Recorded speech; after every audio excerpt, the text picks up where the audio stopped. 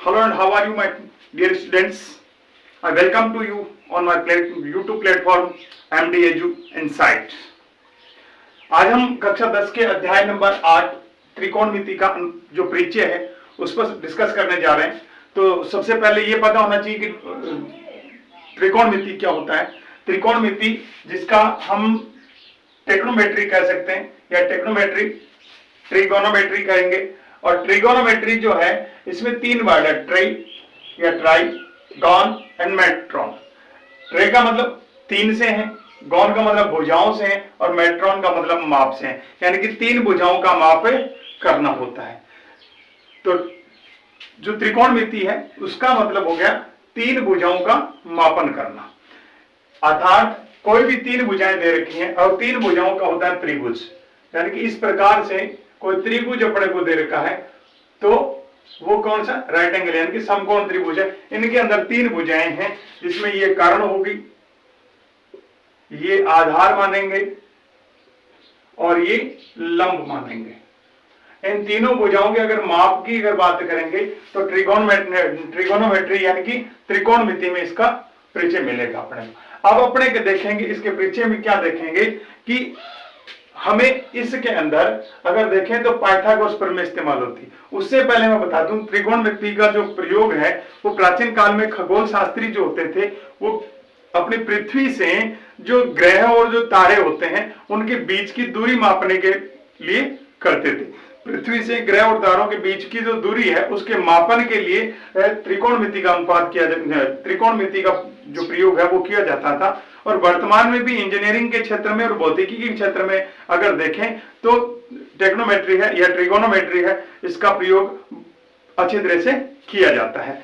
अब अगर हम देखें तो इसके अंदर जो जब आपको पता होता है कि समकोण त्रिभुज होता है, इसके तीन भुजाएं हैं, उनमें से यदि कोई एक भुजा ज्ञात करनी होती है तो हम पाइथागोरस प्रमेय का इस्तेमाल करते हैं। तो इसके अंदर एक नाम आएगा पाइथागोरस प्रमेय।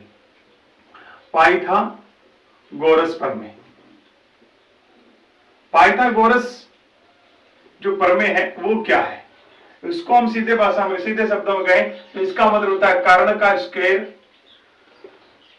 का स्क्वायर बराबर आधार का स्क्वायर प्लस लंब का स्क्वायर। अब जैसे इसके अंदर है यदि मैं इसको a, इसको b और इसको c मान लूं तो ac क्या हो जाता है, कर्ण हो जाता है। तो ac का स्क्वायर बराबर आधार जो ये है ab का स्क्वायर और प्लस लंब जो है ये खड़ी भुजा bc का स्क्वायर। तो एक तो ये चीज अपने को इस्तेमाल करनी है इसके अंदर, इस त्रिकोणमिति के अंदर, यानी कि अपने को कर्ण दे दिया हो या आधार दे दिया हो या लंब दे दिया हो या दो दे दिया हो, तीसरा ज्ञात करना हो, किसी भी प्रकार से इसको अपने को निकालना होगा। एक बात। दूसरी बात यहाँ एक खास बात ध्यान रखनी है कि इसके अंदर जैसे मान लो कि हम ट्रायंगल बना लेते हैं, ये अगर एक ट्रायंगल बनाया है, इस ट्रायंगल में क्या कर दिया हमने ए को बता दिया कोण बी समकोण है तो ए और सी यहां ले लेते हैं। ऐसी स्थिति में यदि बता दिया कि कोण थीटा है, जो थीटा है वो ए पर है, अगर थीटा ए पर है तो इसका मतलब इस थीटा के सामने वाली भुजा है वो क्या हो जाती है, लंब हो जाती है। और जब ये लंब हो जाती है तो ये अपने आप में कर्ण है ही और बाकी जो तीसरी भुजा बच गई वो आधार हो गई।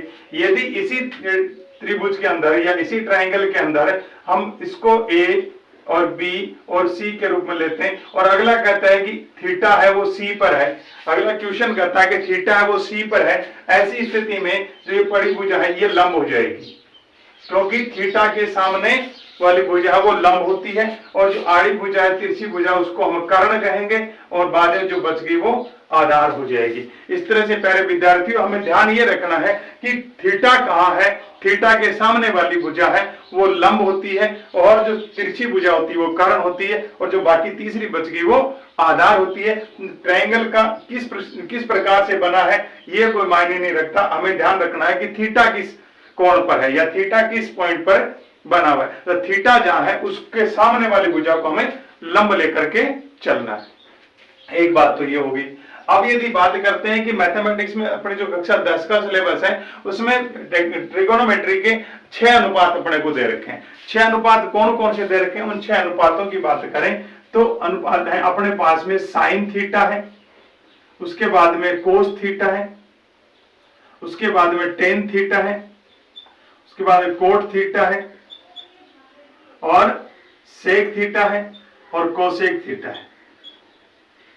ये 6 अनुपात अपने पास में दे रखे। इन 6 अनुपातों की अगर बात करें तो इसमें कैसे इस्तेमाल करना है प्यारे विद्यार्थियों। जैसे साइन का मतलब क्या है, साइन का मतलब क्या होगा, अगर नॉर्मल सी बात करें तो इसका हम कै ले लेते हैं या सीधी बात करते हैं। यहां पर हम एक फॉर्मूला एल ए एल बटे में के ए ऐसे कर देते हैं, यानी कि एल का मतलब लंब होता है, ए का मतलब आधार और के का मतलब कर्ण ले लेते हैं। ऐसा हम मान करके चलते हैं कि ये एक फॉर्मूला हो गया लाल बट्टे कक्का। या इसको मैं यहां थोड़ा सा मिटा करके लिख लेता हूं, इनको मैं मिटा देता हूं यहां से और यहां लिख लेते हैं कि एल ए एल बटे में के ए। अब इसके 3 पोर्शन अपने ऐसे कर लिए। पहला पोर्शन हमने साइन को दे दिया, दूसरा हमने कोस को दे दिया, तीसरा हमने टेन को दे दिया। अब जो नीचे से ऊपर की तरफ जाएंगे ऐसे, तो टेन के बाद कोट आता है, कोट थीटा और सेक थीटा और कोसेक थीटा। ये इस प्रकार से इसको बांट दिया। तो इसका मतलब एल का मतलब लंब, के का मतलब कर्ण, यानी कि ये लंब और ये कर्ण जो है इसका मतलब एल बटे में के। साइन का मतलब हम क्या मानेंगे, एल बटे में के। एल का मतलब हम लंब मानते हैं तो के का मतलब हम कर्ण मानते हैं। तो इसका मतलब साइन थीटा बराबर लंब बटे में कर्ण हो जाएगा, सीधा याद रखने के लिए। कोस का मतलब आधार बटे में कर्ण हो जाएगा, यानी कि आधार बटे में कर्ण हो जाएगा। और टेन का मतलब लंब बटे में आधार हो जाएगा, टेन का मतलब हो जाता है लंब बटे में आधार। और कोट का मतलब क्या हो जाएगा, कोट का मतलब यहां से नीचे से ऊपर की तरफ आधार बटे में लंब हो जाएगा, आधार बटे में लंब हो जाएगा। सेक का मतलब नीचे से ऊपर कर्ण बटे में आधार हो जाएगा, तो ये कर्ण बटे में आधार हो जाएगा। और कोट का मतलब कर्ण बटे में लंब हो जाएगा, ये कर्ण बटे में लंब हो जाएगा। इस प्रकार से अपना ट्रिग्नोमेट्री के जो 6 अनुपात है उनको पाइथागोरस प्रमेय के आधार पर इस हिसाब से लेना होगा।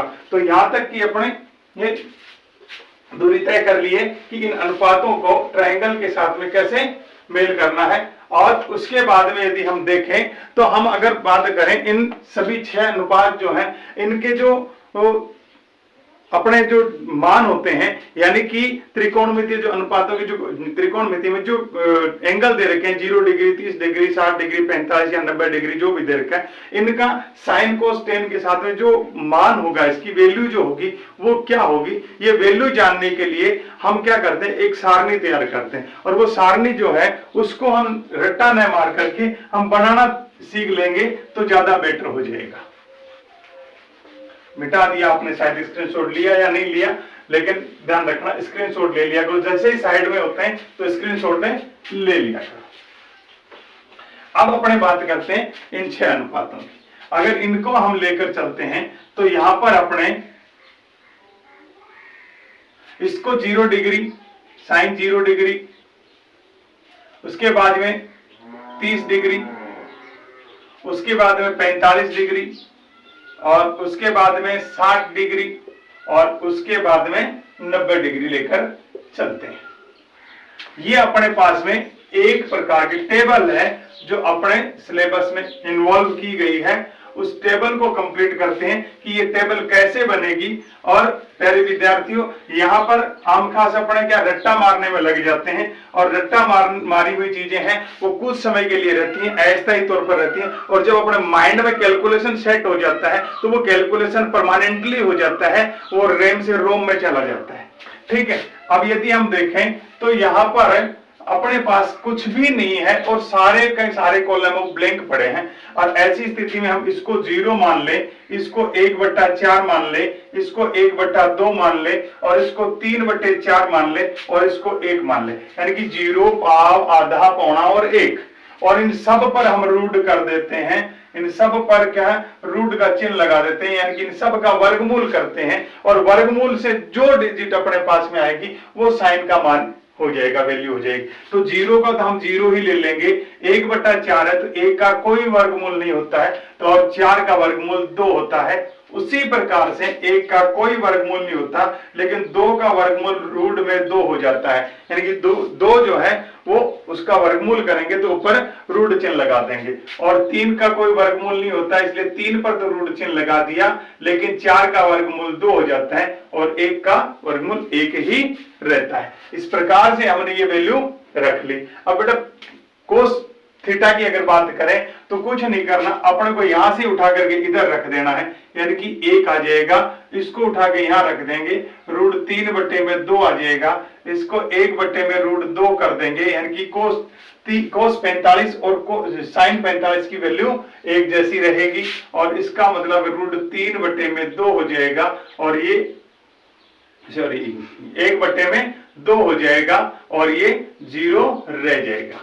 अब ये 2 चीजें हमने याद कर ली, तो इन बाकी 4 को क्या करेंगे, इन बाकी 4 के करने के लिए हमें फॉर्मूले का यूज कर लेना होता है। टेन बराबर क्या होता है, टेन थीटा बराबर, देखो एक फॉर्मूला है, टेन थीटा बराबर साइन बटे में कोस थीटा, साइन थीटा बटे में कोस थीटा, ये टेन थीटा के लिए फॉर्मूला। अब टेन थीटा का फाइंड करना है तो साइन में कोस का भाग देंगे, तो साइन में कोस का भाग देंगे, 0 में 1 का भाग देते हैं, तो 0 में 1 का भाग कितनी बार जाएगा, 0 में 1 का भाग 0, ठीक है। 1/2 में हम 3/2 का भाग देते हैं, तो इसका मतलब हम मल्टीप्लाई में रख लेते हैं, अगर भाग देते हैं, मल्टीप्लाई करना चाहें तो उल्टा कर देते हैं, 2 ऊपर और रूट 3 नीचे ले लेते हैं। जहां पर भाग के चिन्ह को मल्टीपल में बदल दिया तो 2 से 2 काट देते हैं, तो यहां पर 1/√3 बच जाता है। जब 1/3 बच गया तो उसके बाद अपने ये देखें, ये दोनों डिजिट एक दूसरे से कट जाएंगी और एक बार भाग चला जाएगा, यानी कि यहाँ 1 हो जाता है। जब इस नीचे वाले का भाग इसमें देते हैं, यानी कि कोस थीटा का साइन थीटा में भाग देते हैं, तो ये रूट 3/2 होता है, और इसका मल्टीपल में करें तो 2/1 हो जाएगा, ये कट जाएगा तो रूट 3 बचेगा अपने पास में। और जब 0 का भाग 1 में देते हैं तो 0 है वो डिफाइन नहीं होता, इसलिए हम क्या करते हैं, ये नॉट डिफाइन हो जाएगा। क्या आ जाएगा, नॉट डिफाइन, ठीक है, या फिर हिंदी में कहें तो अपरिभाषित है। क्या हो जाएगा, अपरिभाषित, ये हो जाएगा अपना। अब अगर बात करें कोट की अगर बात करें तो कोट को या तो टेन का इधर से उधर कर दो, या फिर इसका फॉर्मूला जो है वो लगा लो। तो कोट थीटा बराबर क्या होता है, कोट थीटा साइन का टेन का अपोजिट, यानी कि कोस थीटा बटे में साइन थीटा हो जाता है। कोट का मतलब कोस बटे में साइन हो जाता है, और कोस बटे में साइन, यानी कि कोस में साइन का भाग देना। अब की बार जब कोस में साइन का भाग देंगे तो 1 में 0 का भाग देंगे, तो वो तो अपरिभाषित हो जाएगा, ये तो अपरिभाषित हो गया। जब अपरिभाषित हो गया, अब दूसरी बात करें कि रूट 3/2 है, रूट 3/2 है, उसमें हम भाग देंगे 1/2 का, यानी कि 2/1 लिखते हैं, ये कटता है तो रूट 3 आ जाता है यहाँ पर। तो कोट 30 का मान रूट 3 हो जाएगा। अब यदि इसका करें तो इसका तो एक ही रहेगी वैल्यू, और अगर इसका करें तो हम देखें कि 1/2 में भाग देंगे 2/√3 का, ये कर जाता है तो 1/√3 आ जाता है, 1/√3 आ जाता है, और फिर इसमें भाग देंगे 1 का, तो यहां कितना आना चाहिए, यहां आना चाहिए 0, यानी कि 0 में किसी का भाग नहीं जाता है, तो 0। इस प्रकार से अपने पास में ये 4 स्टेप्स हो गए क्लियर। 4 के बाद में सेक होता है, और सेक का मतलब क्या होता है, सेक का मतलब होता है 1/कोसेक, 1/कोस, सेक थीटा बराबर 1/कोस थीटा। अब 1/कोस का मतलब इस कोस की जितनी भी वैल्यू है उनका भाग 1 में देना है, यानी कि 1/1 करें इसका, तो यहां कितना आएगा, 1 आएगा, ठीक है। और यदि हम 1/में √3/2 कर दें तो क्या आएगा, इसका मतलब 1 और गुणा में 2/में √3 हो जाएगा, यानी कि यहां 2/में 3 हो जाएगा। और इसका अगर देखें तो 1/√2 कर देते हैं तो ये 1 गुणा √2/1 हो जाता है और ये बन जाता है √2। और जैसे ही आगे की स्टेप करते हैं 1/2 है तो 1/2 और वो इसका भाग 1 में देते हैं तो यानी कि 2/1 और ये 1 होता है तो ये 2 बचेगा अपने पास में। और 0 को किस प्रकार से आप इधर उधर करोगे, यानी कि 0 का भाग 1 में देंगे तो 0 का भाग देंगे तो 0 से तो अपरिभाषित हो जाएगा ये, क्योंकि 0 का कोई भाग नहीं देंगे, अपने अपरिभाषित रखेंगे, अपरिभाषित हो जाएगा। अब कोसेक का मतलब क्या होता है, कोसेक का मतलब हो जाता है कोसेक थीटा बराबर 1/sin थीटा, 1/sin थीटा। अब कोसेक बराबर 1/sin है, यानी कि साइन थीटा का 1 में भाग देंगे, साइन थीटा का भाग देंगे तो 0 का भाग देंगे तो अपरिभाषित, अपरिभाषित। और फिर 1/2 है उसका भाग 1 में देंगे तो इसका मतलब 2 आ जाएगा। और 1/√2 का भाग 1 में देंगे तो इसका मतलब √2 आ जाएगा। और इसका भाग देंगे तो ये भी ऊपर से नीचे यानी कि 2/√3 हो जाएगा। और इसका भाग देंगे 1 में तो वो 1 ही रह जाएगा। इस प्रकार से अपनी ये टेबल है वो कंप्लीट हो जाती है। और ये जो टेक्नोमेट्री के जो रेशियो जो अनुपात हैं इन सब की वैल्यू यहाँ पर लिखी गई है। एक बात, दूसरी बात, मोस्टली अपने को कौन कौन से पूछे जाते हैं, मोस्टली 30 डिग्री, 45 डिग्री और 60 डिग्री की वैल्यू पूछी जाती है। तो पहले विद्यार्थी ये सारी की सारी वैल्यू अपने को ध्यान में होनी चाहिए। और इनमें भी अगर देखें साइन कोस और टेन की वैल्यू अपने को याद है तो कोट सेक और कोसेक की वैल्यू इजी वे से हम ध्यान में रख लेंगे। तो इस प्रकार से ये सारणी तैयार हुई है, इसका आप एक स्क्रीनशॉट ले लो और अपने नोटबुक में इसको नोट कर लो।